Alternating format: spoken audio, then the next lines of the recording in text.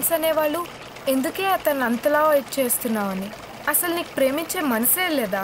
అమ్మాయిల్ని హగ్ చేసుకున్నప్పుడు చెయ్యి నడుము మీద పెట్టాలి. గుండెకు చెమటలు పుట్టే క్షణమిది, సిక్కుల తలుపులు మూసే క్షణమిది.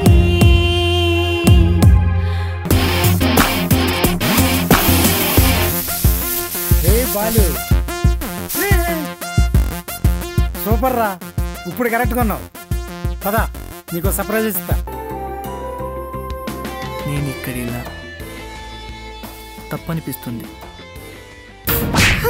I hate you.